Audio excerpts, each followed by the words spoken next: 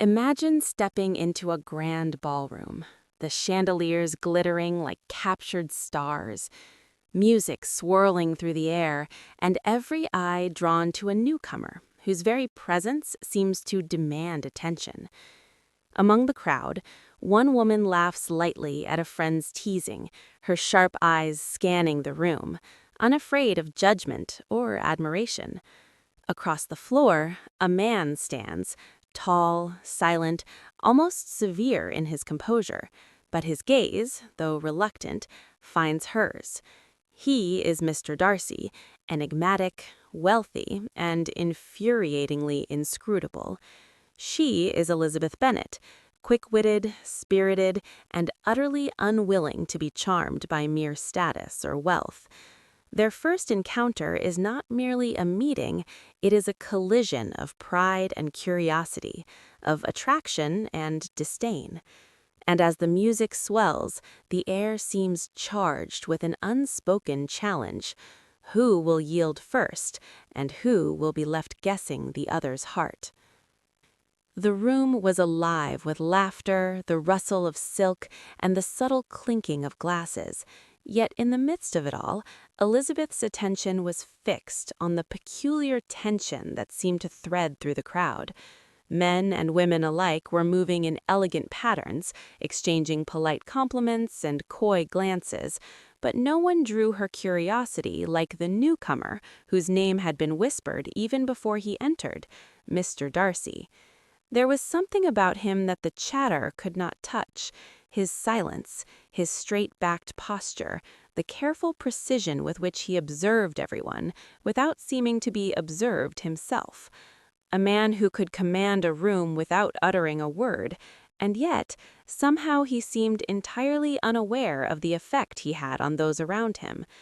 Elizabeth's own smile lingered, playful but guarded, as she moved among her friends. She had long been accustomed to the attentions of gentlemen, to the constant parade of flattery and shallow charm. Yet Darcy was different. Even at a distance, his gaze seemed to study, to measure, and perhaps even to judge, not with malice, but with an almost imperceptible curiosity that made her heart thrum with a mix of irritation and intrigue. "Poppycocks," she whispered to herself, shaking her head, but still she could not look away. The Bennet sisters were clustered nearby, each absorbed in her own social dance. Jane, with her serene beauty, moved gracefully, accepting compliments with a gentle smile that could harden the hardest heart. Mary was tucked in the corner, her nose in a book, murmuring lines of poetry and analysis with a self-conscious pride. And Elizabeth was poised at the edge of the crowd, listening, observing, ready with a quip or a subtle comment at the slightest provocation.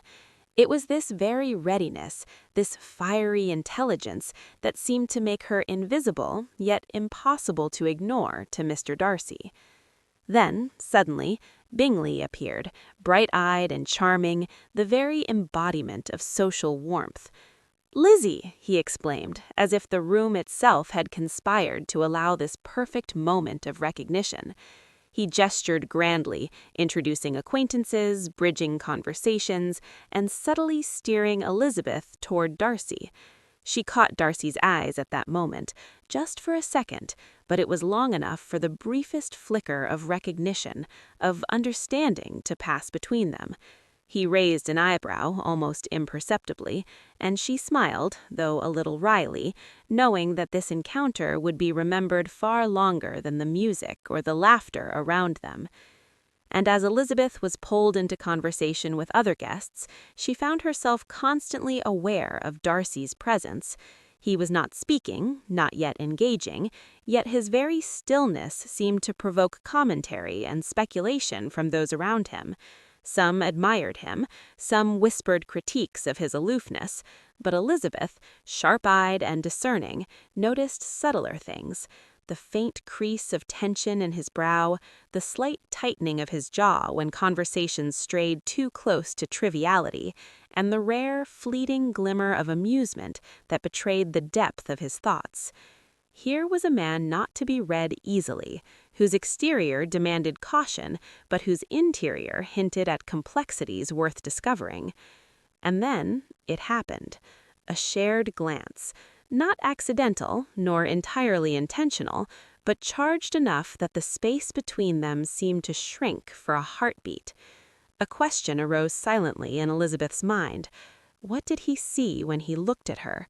Beauty, wit, audacity, or simply an annoyance to be endured?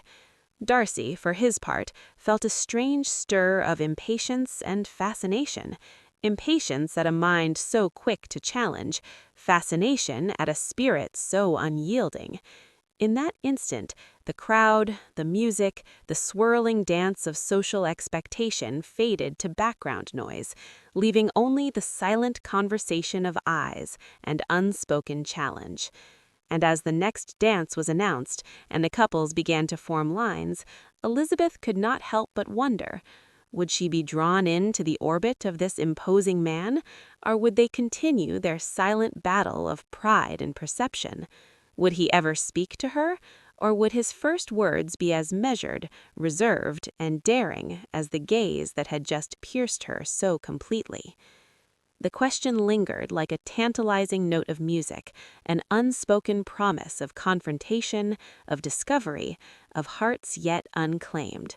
And in that moment, every guest might have missed it, but Elizabeth knew something extraordinary was beginning. The first encounter had happened, but the true story, the real challenge, that had only just begun. Cliffhanger. And as the next waltz approached, Elizabeth sensed it in her very bones. Would the first words between them ignite attraction, tension, or a spark of rivalry that neither could ignore? The music swelled once more, soft and insistent, as couples took their positions on the polished floor. Elizabeth's eyes scanned the room, half watching her sisters, half watching Darcy, who stood with that same still, calculating posture that seemed to repel and attract attention in equal measure. Bingley, oblivious to subtle tensions, caught her wrist with a cheerful tug, inviting her into the dance, his laughter bright against the murmurs of the crowd. Elizabeth moved with grace, but her mind was elsewhere. She could feel Darcy's gaze, a presence that pressed softly against her awareness, daring her to meet it without faltering. It was not merely a glance, it was a challenge. Every flicker of his eye seemed measured, precise, yet impossible to read.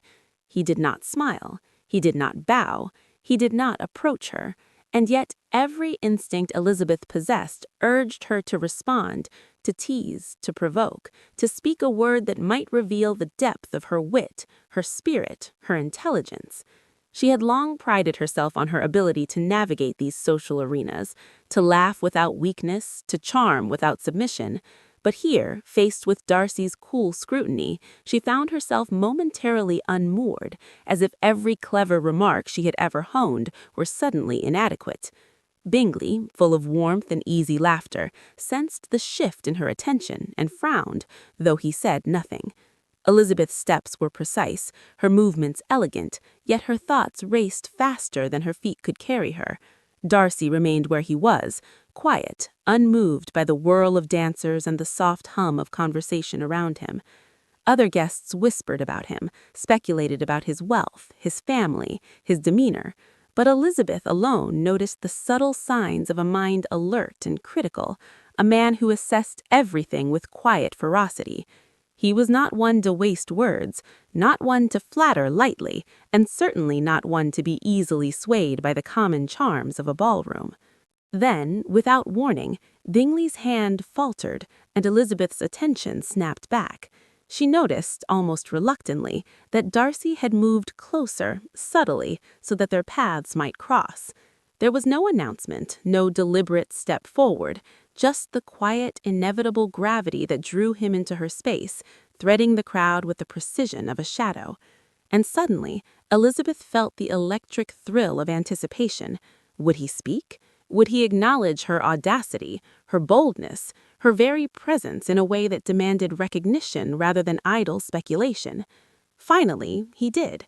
In a voice low but distinct, carrying over the music just enough to be heard, Darcy spoke, and the words were neither greeting nor compliment. They were observation, direct, pointed, yet strangely respectful. "You possess a liveliness that makes it difficult to ignore you, Miss Bennet." Elizabeth froze, a laugh caught in her throat, because she realized he was neither mocking nor flattering. He was stating a fact, as if noting the motion of clouds or the angle of sunlight, and yet the statement carried weight. Elizabeth felt the lingering weight of Darcy's gaze even as the dance ended, the music fading into polite applause that echoed around the room like background noise she scarcely noticed. Her thoughts were scattered, yet precise, an odd combination, as though every glance, every tilt of his head, every barely perceptible smirk had been carefully catalogued. She was not used to such scrutiny, not in a man so reserved, so confident, and yet somehow so unnervingly perceptive. There was a quiet power in him, a presence that refused to be ignored, and the more she tried to dismiss it, the more it demanded her attention. Mr. Bingley, ever oblivious to the undercurrents of tension, came bounding over with a wide grin. "Elizabeth, did you see how delightfully Darcy observed the room?" He hardly spoke, yet his eyes missed nothing. He laughed, full and warm, as though unaware of how the very precision of Darcy's observation could strike a sharper chord than any compliment. Elizabeth smiled politely, deflecting, though a sly thought crossed her mind. Bingley was amiable, but entirely blind to the more subtle dynamics at play. He was like a bright lantern in the room, while Darcy was a shadow, silent, enigmatic, and far more dangerous to underestimate. Darcy, meanwhile, stood in quiet contemplation near the edge of the ballroom, seemingly absorbed in the crowd, yet unmistakably aware of Elizabeth. He did not approach immediately, and perhaps that was the point. He had a patience, a control that made his rare gestures, glances, subtle nods, or the smallest tilt of his chin infinitely more powerful. It was a slow game, a delicate tension of observation, and Elizabeth, ever perceptive, recognized it immediately. Every proud thought she had about her wit and cleverness now bristled against a subtle, invisible pressure, and yet the challenge thrilled her more than it annoyed. As she moved toward the refreshment table, Elizabeth caught herself noting the details that no one else seemed to see. The way Darcy's shoulders stiffened when someone approached too closely, the brief flash of a hand brushing an invisible dust of unease from a cuff, the almost imperceptible glimmer of interest when her eyes briefly met his. Every gesture was small, deliberate, yet somehow revealed more than words ever could. It was infuriating, and yet she could not look away. The fascination, the curiosity, the challenge, every instinct screamed that this man was unlike any she had encountered, and perhaps unlike anyone she would ever meet again. Their paths crossed again at the edge of the room, a near collision that forced Elizabeth to step aside, though her heart stuttered at the proximity. He said nothing, merely inclined his head slightly, a gesture both courteous and commanding, as if acknowledging her without offering permission for further engagement. She responded with a small, arch smile, half in amusement, half in defiance. It was a silent negotiation, a test of pride, and a game neither was willing to surrender first. Yet even as the tension mounted, Elizabeth was acutely aware of the subtle commentary around them.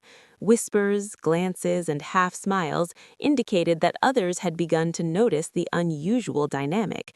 Some admired it, others speculated, and a few found it amusingly frustrating, but Elizabeth did not care for gossip. The music swelled once more, soft and insistent, as couples took their positions on the polished floor. Elizabeth's eyes scanned the room, half watching her sisters, half watching Darcy, who stood with that same still, calculating posture that seemed to repel and attract attention in equal measure. Bingley, oblivious to subtle tensions, caught her wrist with a cheerful tug, inviting her into the dance, his laughter bright against the murmurs of the crowd. Elizabeth moved with grace, but her mind was elsewhere. She could feel Darcy's gaze, a presence that pressed softly against her awareness, daring her to meet it without faltering. It was not merely a glance, it was a challenge. Every flicker of his eye seemed measured, precise, yet impossible to read. He did not smile, he did not bow, he did not approach her, and yet every instinct Elizabeth possessed urged her to respond, to tease, to provoke, to speak a word that might reveal the depth of her wit, her spirit, her intelligence. She had long prided herself on her ability to navigate these social arenas, to laugh without weakness, to charm without submission. But here, faced with Darcy's cool scrutiny, she found herself momentarily unmoored, as if every clever remark she had ever honed were suddenly inadequate. Bingley, full of warmth and easy laughter, sensed the shift in her attention and frowned, though he said nothing. Elizabeth's steps were precise, her movements elegant, yet her thoughts raced faster than her feet could carry her. Darcy remained where he was, quiet, unmoved by the whirl of dancers and the soft hum of conversation around him. Other guests whispered about him, speculated about his wealth, his family, his demeanor, but Elizabeth alone noticed the subtle signs of a mind alert and critical, a man who assessed everything with quiet ferocity. He was not one to waste words, not one to